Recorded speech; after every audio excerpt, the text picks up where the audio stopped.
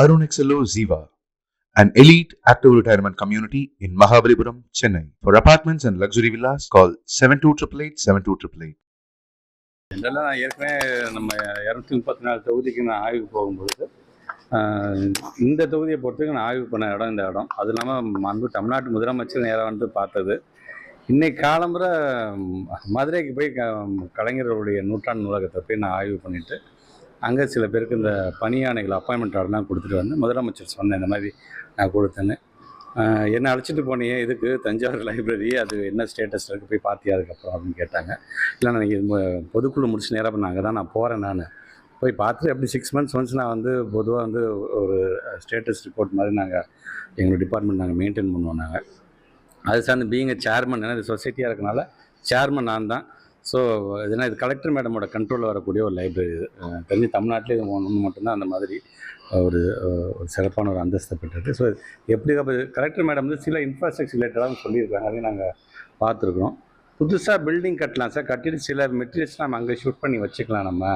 உங்களுக்கே தெரியும் நம்மளுடைய தமிழ்நாட்டினுடைய கலாச்சாரம் அப்படிங்கிறது போது இந்த மாதிரி லைப்ரரிஸில் நமக்கு கிடைக்கக்கூடிய தகவல் மூலமாக தான், அது ஓலைச்சுவடியாக இருந்தாலும் சரி அல்லது இங்கே இருக்கின்ற அந்த மேனுஸ்கிரிப்ட் மூலமாகத்தான் நம்ம வந்து பல செய்திகள் நம்மளால் எடுக்க முடியுது.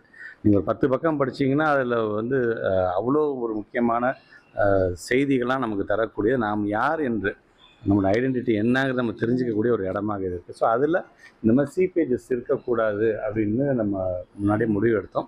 அது சார்ந்து சில இதெல்லாம் அவங்க ஆய்வு பண்ண சொல்லி பிடபிள்யூ டிபார்ட்மெண்ட் மூலமாகவும் நீங்கள் ஒரு ரிப்போர்ட் எடுங்க மேடம் சொல்லியிருக்கேன். புதுசாக கட்டுறதுக்கு நான் கேட்டேன். ஏன்னா பொதுவாக அந்த ஆர்கியாலஜிக்கல் டிபார்ட்மெண்ட்டில் அது நமக்கு வந்து ஏதாச்சும் ஒரு அப்ஜெக்ஷன் வரும், இல்லை அது ஸ்டேட் ஆர்கியாலஜிக்கு தான் இருக்குது. நம்ம அந்த இடத்துல நம்ம சின்ன ஒரு பில்டிங் கட்டிட்டு தேவையான பொருட்கள் தேவையில்லாத பொருட்கள் பிரித்து நம்ம தனியாக கொஞ்சம் ப்ரிசர்வ் பண்ணி வச்சுக்கலாம் அப்படிங்கிற மாதிரி சொல்லியிருக்காங்க. ஸோ அதுக்கு என்ன நிதி வேணும் என்னன்னு கேட்டிருக்கேன். அவங்க சில ப்ரொப்போசல்லாம் கொடுத்துருக்காங்க. ஸோ நாளைக்கு இப்போ கோடை விடுமுறைக்கு பிறகு பள்ளிக்கூடங்கள் திறக்குது. தமிழ்நாட்டு முதலமைச்சர் ஒரு ஸ்கூலுக்கு நேரடியாக வந்து வெரி ஃபஸ்ட் டைம் இது வரைக்கும் இல்லாது பள்ளிக்கூடம் ஆரம்பிக்கிற நாள் அன்னைக்கே பிள்ளைகளுக்கு தேவையான அனைத்து அந்த புத்தகங்களாக இருந்தாலும் சரி, பையாக இருந்தாலும் சரி, விலையில்லா பொருட்கள் அனைத்தையும் வழங்கக்கூடிய ஒரு நிகழ்வை தமிழ்நாட்டு முதலமைச்சர் நாளைக்கு தொடங்கி வைக்கிறார். அவங்கக்கிட்ட இங்கே நாங்கள் என்னென்ன ஆலோசனை பண்ணியிருக்கிறோம், மேடம் கலெக்டர் மேடம் நமக்கு என்னென்ன ரிப்போர்ட் கொடுத்துருக்காங்களோ அதை கண்டிப்பாக எடுத்து சொல்லுவோம். ஏன்னா சரஸ்வதி மகால் லைப்ரரி அப்படிங்கிறது வந்து இது நம்மளுடைய ப்ரைடு, இது நம்ம தமிழ்நாட்டுக்கான நமக்கான ஒரு மிகப்பெரிய ஒரு பெருமை. அதை காக்க வேண்டியதும் அதை சீர்படுத்த வேண்டியதும் நம்மளுடைய மிகப்பெரிய ஒரு கடமையாக நாங்கள் பார்க்குறோம். அதனால் தான் எவ்ரி 6 months ஒன்ஸ் ஏதாச்சும் இம்ப்ரூவ்மெண்ட் நீங்கள் பண்ணிக்கிட்டே இருக்காங்க. அப்படி இருந்தாலும் அது போதுமா அப்படின்னு நான் மேடம் கேட்டேன். இல்லை சார், இன்னும் கொஞ்சம் எங்களுக்கு அதிகமாக நீங்கள் செய்யணும் சார் அப்படின்னு சொல்லியிருக்கிறாங்க. அதையும் உள்வாங்கியிருக்கோம், ரிப்போர்ட்டாகவும் நாங்கள் பெற்றிருக்கிறோம். நாளைக்கு தமிழ்நாட்டு முதலமைச்சரை சந்தித்து தலைமைச் செயலகத்தை அதுக்கான ரிப்போர்ட்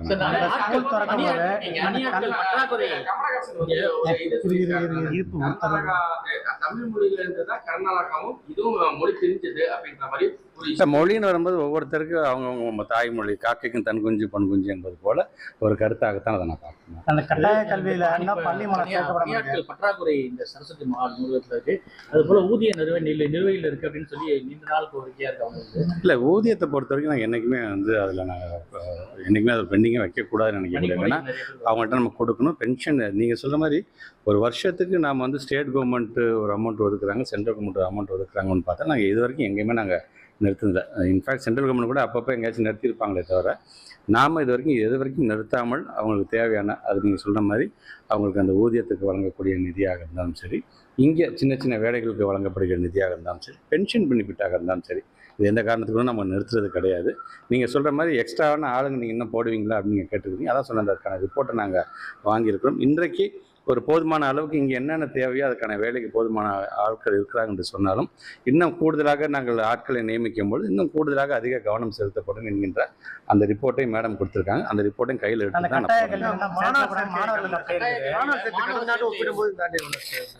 இப்போ எங்களுக்கு கரெக்டாக ஆகஸ்ட் மாதம் 1ஆம் தேதி தான் தெரியும். ஏன்னா பேஸ்ட் ஆன் தட் தான் நாங்கள் வந்து ஸ்டாஃப் ஃபிக்ஸேஷனே நாங்கள் நடத்தோம். ஆர்டிஐயை பொறுத்த வரைக்கும் இப்போ நாங்கள் போன 16ஆம் தேதி 17ஆம் தேதி எங்களுடைய பிரின்சிபல் செக்ரட்டரி, எங்களுடைய எஸ்பிடி மேடம் 2 பேருமே போய் அங்கே இருக்கின்ற ஒன்றிய அரசை பார்த்து நாங்கள் வந்து கோரிக்கை வச்சுருக்கிறோம். அதனால தான் தமிழ்நாட்டு முதலமைச்சர் சொல்கிற வரைக்கும் நீங்கள் தரலைன்னா நாங்கள் அதை தொடர்ந்து நாங்கள் வழக்கு தொடர்வோம் என்று சொல்லியிருக்கோம். வழக்கு தொடர்றதுக்கான அந்த பணி பண்ண